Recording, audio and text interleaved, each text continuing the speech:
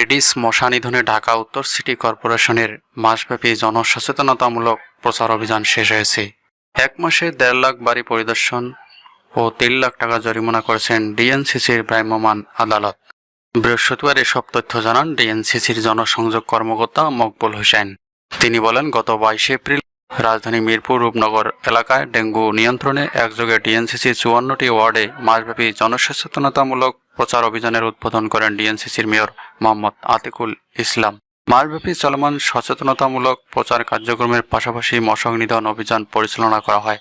মশক নিধন অভিযানে ১,৬৭,০৭৮টি বাড়ি পরিদর্শন করা হয় এবং এডিসির লার্ভা পাওয়ায় ১৬টি মামলায় ২,৭৮,০০০ টাকা জরিমানা আদায় করা হয়। ওয়ার্কার্স পার্টির সভাপতি রাশেদ খান মেনন বলেছেন, ১৪ দলকে দলগতভাবে জায়গা না দিলে ঐক্যবদ্ধ থাকা সম্ভব নয়। সংগঠনকে শক্তিশালী করার কথাও বলেছেন জোট নেত্রী শেখ হাসিনা। বাইরের লোক মনে করে আমরা সরকারের সঙ্গে আছি, কিন্তু আমাদের কথা সেভাবে গ্রহণযোগ্যতা পায় না। আমরা আমাদের মতো কথা বলতে চাই, এগিয়ে যেতে চাই, তাহলে ১৪ দলের ভারসাম্য জনগণের কাছে দৃশ্যমান হবে। বৃহস্পতিবার ২৩ মে রাতে গণভবনে ১৪ দলের সঙ্গে বৈঠক শেষে বের হয়ে সাংবাদিকদের এসব কথা বলেন তিনি। আওয়ামী লীগের সাধারণ সম্পাদক এবং সড়ক পরিবহন ও সেতুমন্ত্রী ওবায়দুল কাদের বলেছেন, প্রধানমন্ত্রী শেখ হাসিনা আজ ৩.৫ ঘন্টা ১৪ দলের বক্তব্য শুনেছেন। যার যা বলার সবাই বিস্তারিত বলেছেন। এতে ১৪ দলের যে দূরত্বের কথাটা বলা হয় সেটি আর থাকবে না। বৃহস্পতিবার রাতে গণভবনে ১৪ দলের সঙ্গে বৈঠক শেষে সাংবাদিকদের এসব কথা বলেন মন্ত্রী।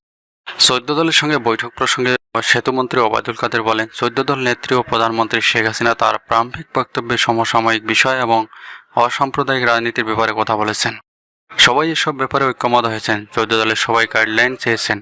প্রধানমন্ত্রী শেখ হাসিনা ১৪ দলকে নিজেদের দলগুলো আরও সংগঠিত করা এবং নিজেদের দলগুলোকে জনগণের কাছে আরও জনপ্রিয় করে তোলা এসব ব্যাপারে দিক নির্দেশনাও দিয়েছেন। ডিএমপির অতিরিক্ত পুলিশ কমিশনার মোহাম্মদ হারুনুর রশিদ বলেছেন, আমাদের কাছে আটক ৩ আসামিকে জিজ্ঞাসাবাদ করেছে কলকাতা থেকে আসা তদন্ত সংশ্লিষ্ট প্রতিনিধি দল। আমাদের তদন্ত সংশ্লিষ্ট তথ্যও আমরা শেয়ার করেছি। তারা চেষ্টা করছে, আশা করছে খুব শীঘ্রই তারা হত্যার শিকার ঝিনাইদহ ৪ আসনের সংসদ সদস্য আনোয়ারুল আজিম আনারের মরদেহ উদ্ধারে সক্ষম হবেন। বৃহস্পতিবার সংসদ সদস্য আনোয়ারুল আজিম আনার হত্যা তদন্ত করতে ঢাকায় আসা কলকাতার তদন্ত সংশ্লিষ্ট পুলিশের প্রতিনিধি দলের সঙ্গে বৈঠক করেন ডিবি কর্মকর্তারা। এরপর রাত ৯টা ৪০ মিনিটের দিকে সাংবাদিকদের এসব তথ্য জানান ডিবি কর্মকর্তা হারুনুর রশিদ।